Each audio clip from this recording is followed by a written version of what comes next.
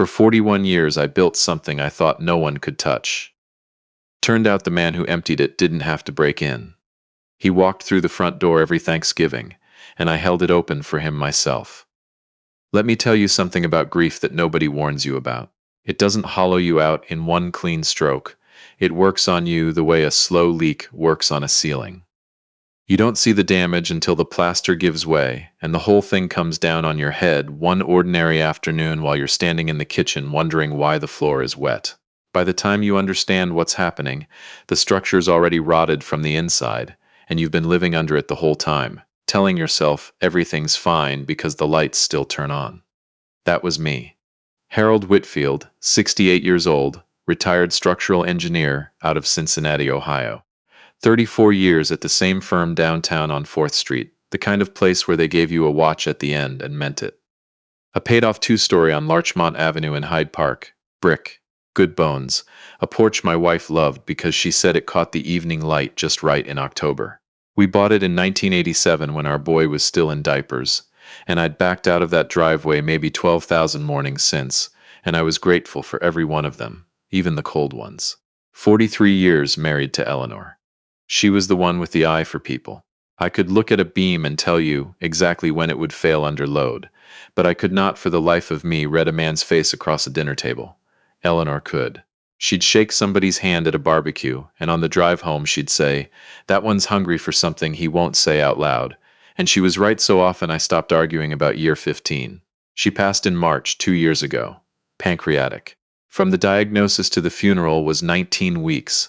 And I spent most of them learning how to be the one who holds the cup of ice chips, instead of the one who plans the bridges. When she went, she took her red on people with her. And that, more than the empty side of the bed, more than the silence in the house, is the thing that left me exposed. Because the man she'd warned me about quietly for years was the one I leaned on hardest after she was gone. I'm going to tell you exactly how he did it. We'll get there, every piece of it. But do me one small favor first. Subscribe. A lot of folks listen all the way through and never tap it. And I understand, but it costs you nothing, and around here it means everything. Hit that like button while you're thinking about it, and tell me in the comments where you're listening from. I read them. You're going to want to be here for this one. His name was Marcus, my son-in-law. Married to my daughter Bridget for 16 years before any of this, and on paper he was the kind of man you'd thank God your daughter found. Worked in wealth management for one of the bigger outfits up in Blue Ash, suits that fit, a handshake that made you feel like you were the only person in the room. When Eleanor got sick, Marcus was the first one at the hospital and the last one to leave. He brought coffee in a thermos because he knew the cafeteria stuff turned my stomach. He sat with me in those plastic chairs at 3 in the morning when Bridget had to take the kids home, and he didn't fill the silence with anything stupid, he just sat. And I thought, here's a man who chose this family. Here's a man worth having. Now I need you to hold that picture in your head. Every kindness I'm about to describe, every late night, every quiet, competent thing he did when I couldn't think straight, I want you to keep it right next to one fact I didn't learn until much later. The first time Marcus moved money he had no right to move was 11 days after Eleanor's funeral. 11 days. He wasn't grieving with me, he was taking inventory. But I didn't know that yet. So let me tell you what I saw, because what I saw was good enough to fool a man who'd spent 34 years catching other people's mistakes before they killed somebody. After the funeral I was a wreck, and I'll admit it. I forgot to eat. I let mail pile up on the counter by the toaster until it slid onto the floor, and I just stepped over it. There's a particular kind of tired that comes from losing the person who handled half your life without you ever noticing how much. Eleanor paid the bills. Eleanor knew which account was which. I knew how to keep a parking garage from pancaking in an earthquake, but I could not have told you the password to our own checking. Marcus noticed. Of course he noticed. That was his job, reading what a man had, and what a man was about to lose track of. He came by on a Sunday in April, sat across from me at the kitchen table, where Eleanor and I had eaten 40 years of dinners, and he had a folder. Set it down between us real gentle, like it was something that might spook me. "Harold," he said, and he had this way of saying my name that made you feel taken care of. "I need to talk to you about something, and I need you to actually hear me, not just nod." He laid it out slow. I was 66 then. No will updated since Eleanor got sick. Half a dozen accounts she'd managed that I couldn't even log into. My pension from the firm, my social security, a brokerage account we'd built up over 3 decades, the proceeds from a small life insurance policy Eleanor had carried that I hadn't even touched yet. If something happens to you, Harold, God forbid, this all freezes. Probate. Lawyers. Bridget and the kids waiting 18 months while the state decides what to do with money you already earned. You don't want that. Eleanor wouldn't have wanted that. Every word landed exactly where I was softest. He'd found the bruise and pressed it so gently I thanked him for it. These are durable power of attorney forms, he said, opening the folder the way you'd open a door for somebody on crutches. It just lets me handle the financial side. The statements, the transfers, the paperwork with the firm and Social Security. You focus on getting through the year. Let me carry this part. You've carried enough. I looked at those pages. My eyes were burning. My hands were shaking the way they did most afternoons that spring. And I want to be honest with you about what I felt in that moment, because if you've ever buried a spouse you already know, and if you haven't, I need you to understand it before you judge me. I felt relief. Bone-deep, shameful relief. The relief of a drowning man handed a rope, not stopping to ask who's holding the other end. Marcus said he'd get them notarized, and the following week he drove me himself to a notary at a bank branch in Oakley, sat me down, watched me sign in front of a young woman who stamped each page and never looked up. He did it right. He did it legal. That's the part that still keeps me up. He didn't cut a single corner, because a man who cuts corners gets caught, and Marcus had no intention of getting caught. I slept that night for the first time in a month. I thought I'd handed something heavy to a man strong enough to hold it. I'd handed him the key to everything Eleanor and I built. Now run the clock forward. A year and a half of mornings I don't remember. A year and a half of learning to cook for one, of Bridget calling every other day to check on me, of the grandkids coming by on weekends and filling the house with the kind of noise that almost made it feel alive again. Marcus came around, steady the whole time, 3 or 4 times a week, always with something useful. He'd bring the mail in and sort it before I saw it. He'd take care of a statement before it confused me. He set up the auto-pays.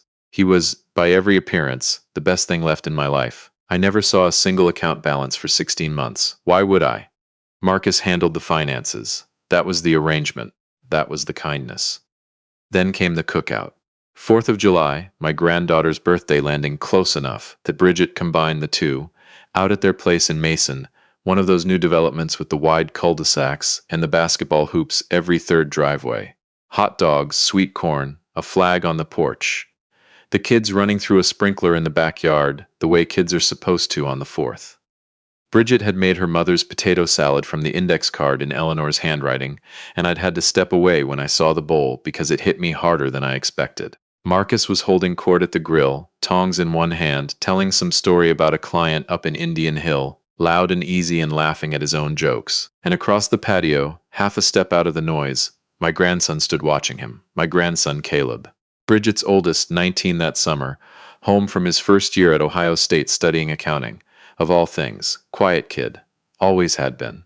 The kind who watches a room the way his grandmother used to. He'd taken a summer job doing data entry at the same wealth management firm where Marcus worked, an internship his own father had set up, proud as anything to have his boy following in his footsteps. Caleb crossed the patio and sat down next to me on the steps, real casual, a can of pop in his hand. He didn't look at me.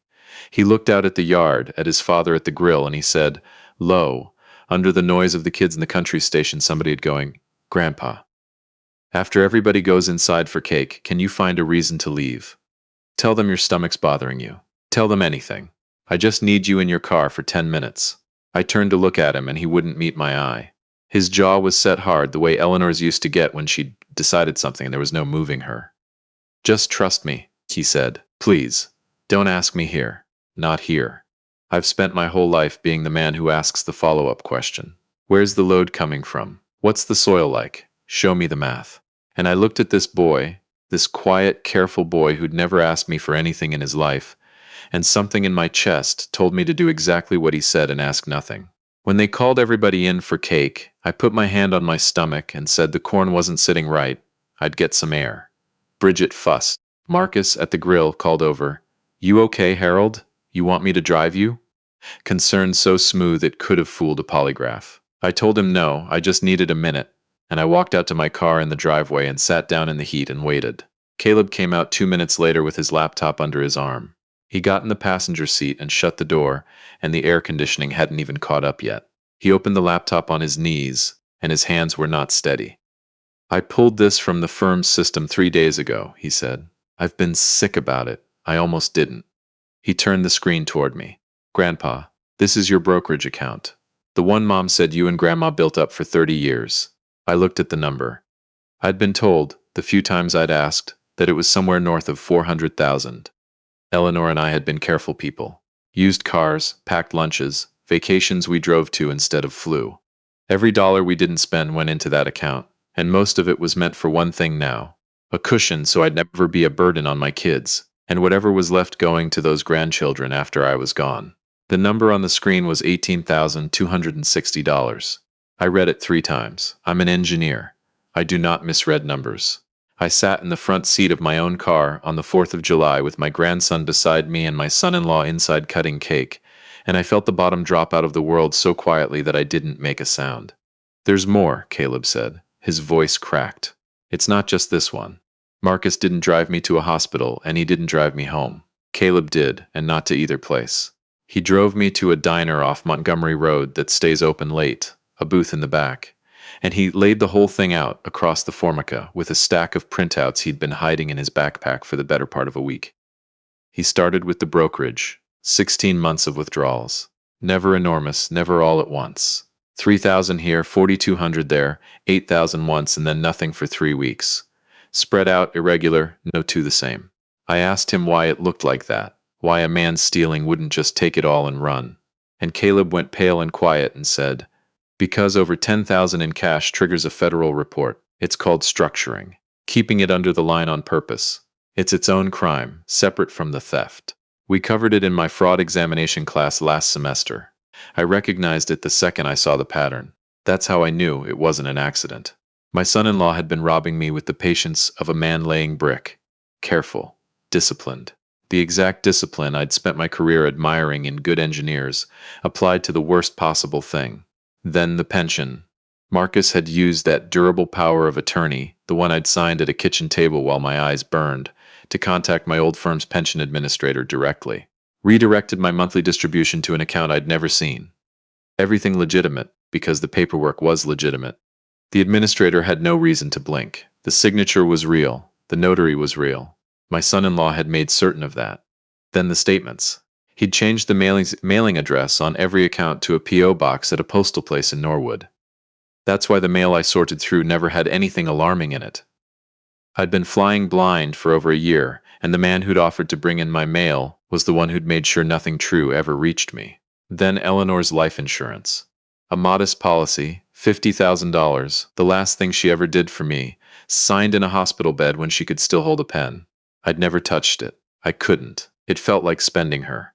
Caleb slid that page across last, and I knew from his face it would be the one that did it. Marcus had liquidated it 8 months ago. Eleanor's final gift to me, the money she'd arranged while she was dying so I wouldn't have to worry, and he'd taken it like it was nothing, like she was nothing. I put both my hands flat on that diner table and looked at them. Old hands. Hands that had drawn up the load calculations for a parking structure that 50,000 people park under every week without ever once wondering if it'll hold. Hands that had apparently signed away everything because I was too broken to read what was in front of me. "There's one more," Caleb said. He slid over a beneficiary change form, dated 9 months back, my signature on it plain as day. I remembered the morning. Marcus had come by with coffee and a thin stack of pages, and said it was just routine cleanup, account maintenance, he'd handle the rest, and I'd signed without reading because, by then signing whatever Marcus put in front of me, was just something I did, like brushing my teeth. The form removed Bridget and the grandchildren entirely as beneficiaries on what was left of the brokerage and named Marcus the sole beneficiary. My own hand had cut my daughter and her children out of everything. I just hadn't known I was holding the knife. And then Caleb told me the part that made me stop feeling sorry for myself and start thinking clearly for the first time in 2 years. For months, Marcus had been saying things, quiet things, to Bridget, to her aunt, to the neighbors, to people at his church. Harold's slipping. He forgets to eat. He left the stove on twice. I worry he can't manage on his own anymore. I've had to step in more than the family even realizes. Caleb had heard 2 of those conversations himself and not understood them until he saw the account. There was an elder law attorney Caleb had quietly called from a study room at the campus library, and she'd named it in one sentence. Marcus was building a record, laying the groundwork to petition for guardianship. If he could get me declared incompetent in front of a probate judge, everything he was doing in the shadows would become legal in the daylight. He'd control me. He'd control what was left. He wasn't just emptying the accounts. He was building a cage around me out of kindness and concern, one worried comment at a time, and inviting the whole family to help him bolt the door. I sat in that vinyl booth and I felt something move through me that I don't have a clean word for. It wasn't rage, not exactly. Rage is hot and stupid and burns out fast. This was older and colder than that. This was the feeling of a man who has just understood, all the way down, that the thing he loved most was being used as the cover for his own destruction. Caleb was watching me, terrified, this 19-year-old kid who'd just blown up his own family because he couldn't carry the secret one more day. I didn't know what to do, he said, and now the tears came. He's my dad. But I kept thinking about Grandma, about what she'd say if she knew I saw this and stayed quiet. I put my hand over his on the table. She'd say you did right, I told him. She'd say it loud. Here's what I learned that night, sitting in a diner with my grandson while my son-in-law drove home full of birthday cake. When the moment of justice finally comes for you, when it's real and it's your own family, and the man who did it shares a last name with your grandchildren, it does not feel like the movies promised. There's no swell of music. You don't feel like the hero. You feel like a man who's discovered the foundation of his own house has been hollowed out, and now he has to decide whether to scream about it or quietly, carefully shore it up before it kills the people still living inside. I could have called Marcus right then and said every true and terrible thing sitting in my chest. I could have been the fire. But fire wouldn't protect Bridget, who'd spent 16 years defending the man she married. Fire wouldn't protect those grandchildren. Fire wouldn't get back 1 dime of Eleanor's last gift. Caleb, I said, I need you to do something hard. I need you to go home tonight and act like nothing happened. Can you do that? He wiped his face and nodded, and I saw his grandmother in him so clearly it hurt. Revenge is loud. Justice is quiet. I chose the one that actually fixed something. The next morning, I was sitting in the office of an elder law attorney over in Kenwood, a sharp woman named Diane Pruett, whom Caleb's library phone call had already half prepared. I walked in at 9, with every printout my grandson had risked his future to pull, and she went through them the way I used to go through a failing structure, methodical, unflinching, marking every place the stress had concentrated. By that afternoon, both powers of attorney were revoked. Filed, processed, effective immediately. Marcus lost every shred of legal access to my accounts before he finished his lunch, and he had no idea. Diane filed emergency proceedings to reverse the beneficiary change, restoring Bridget and the kids. She got my pension distribution rerouted back to me, and she walked me down to the Hamilton County Sheriff's Economic Crimes Unit and the FBI field office, because moving a federal pension under a fraudulent power of attorney and structuring the withdrawals had put my son-in-law squarely in federal territory. The agent who took the file, a patient man named Dennis Okafor who'd spent 15 years on elder financial abuse, looked through the package Caleb had assembled and said it was the cleanest case file he'd ever received from a family member. Said most people come in with a feeling and a shoebox. We came in with a timeline. For 9 days, I let Marcus keep being Marcus. He came by the house twice that week. Brought me a rotisserie chicken once. Asked how I was holding up, said he worried about me, said maybe we should sit down soon and talk about getting my affairs more organized, just to be safe. I looked at my son-in-law across Eleanor's kitchen table, and I thought about $18,000 where $400 used to be, and I thought about her insurance policy gone, and I poured him a glass of iced tea and I said, "You know what, Marcus? You're right. I'm going to start paying very close attention to my affairs. Real close." He nodded, satisfied, and drove home to a house with every door already locked around him, never once trying the handles. Bridget was the hardest part. Diane and I brought her in on day 4, in the attorney's office, with Caleb beside her, and I watched my daughter's whole face come apart as the printouts went across the desk. She defended that man at every Thanksgiving, to her own mother, to herself at 2 in the morning. She didn't cry the loud way. She got very still and very quiet, and then she looked at her son and said, "How long have you been carrying this alone?" And that was when the tears finally came, for both of them. She didn't waver after that. She drove to my house the next morning with her own old key and pulled original documents Marcus didn't know she could reach, because it had never occurred to him that his wife might stop defending him long enough to move against him. She told me later she felt nothing while she was inside the house. She sat in her car in my driveway for 15 minutes afterward before she could turn the key. I didn't ask what those 15 minutes were. I already knew. Day 9 was a Sunday. I called Marcus in the morning and asked him to come to dinner at the house on Larchmont, the whole family. Bring something nice. We had a lot to be grateful for. He showed up at 6 with a good bottle of bourbon and that wide, easy smile, the golden son-in-law, gracious as ever. Bridget had set the table with Eleanor's good plates. Caleb sat across from his father and held himself together with nothing but will. We ate. Marcus told a story about a client and laughed at his own punchline, and for a moment the table almost believed it. Then, midway through, there was a knock at the front door. I stood up. I walked across my own floors, the floors Eleanor picked the stain for in 1987, and I opened the door of my own house. 2 agents, plainclothes, calm, paperwork in hand. Dennis Okafor and his partner. They knew exactly who they'd come for. I heard Marcus stop talking mid-sentence behind me. I stepped aside and they came in, and I watched my son-in-law's face do the thing I'll never forget. There was no guilt on it first. His eyes went straight to the exits, fast, calculating, looking for the door that wasn't there. Every door was already closed. I'd made sure of that. And then Bridget stood up. She'd had 9 days to decide what to say, and she'd stripped it down to almost nothing. She didn't raise her voice. She didn't cry. Not then.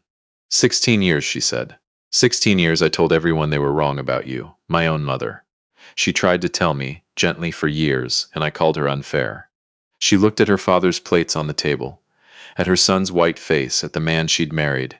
She died still letting me believe I was right about you, because she was kind, and because she ran out of time. You used the worst thing that ever happened to this family as your cover. You took the last thing my mother ever did for my father. Her voice didn't break. That was the part that undid me. And I will spend the rest of my life making sure my dad and my children are okay. Not because I have to. Because that's what loving someone actually looks like. You never learned the difference. They walked Marcus out the front door of the house on Larchmont Avenue, and the porch light caught the evening just the way Eleanor always said it did in the fall. He pleaded guilty. The case Caleb built was too clean for any lawyer to fight. Wire fraud, structuring, theft under a fraudulent power of attorney, elder financial exploitation under Ohio law. He's serving his time in a federal facility, and restitution was ordered, and it comes back the way he took it, slow, in pieces, and some of it doesn't come back at all. Eleanor's insurance money is gone for good. I've made my peace with that, or I'm making it, and some days that's the most a man can do. But the rest is protected now. Diane saw to it. The grandchildren are back where they belong. Bridget's still rebuilding something inside herself that he broke, but she's doing it, and I'm watching her do it with her mother's stubbornness, and it's a thing of beauty. And there's a part of this I didn't understand until I sat down to tell it. Marcus married into this family and chose to gut it. Caleb was born into it, a teenager with everything to lose, and he chose to save it. He blew up his own father to protect a grandfather, because somewhere along the line a quiet woman with a good eye taught him what loving people actually costs, and he was paying attention even when none of us noticed. I lost the man I called my son, but I found out exactly who my grandson is. When the foundation you trusted gives way, the thing that holds you up turns out to be the one you never thought to check. Not the one you built your whole life around. The one who, when it mattered, decided on his own to stand under the weight. That's enough. That's more than enough. If this one moved you, hit that like button and subscribe for more real, raw, family-centered stories. And thank you, truly, for being a part of Dad's Harsh Revenge. I'll see you on the next one.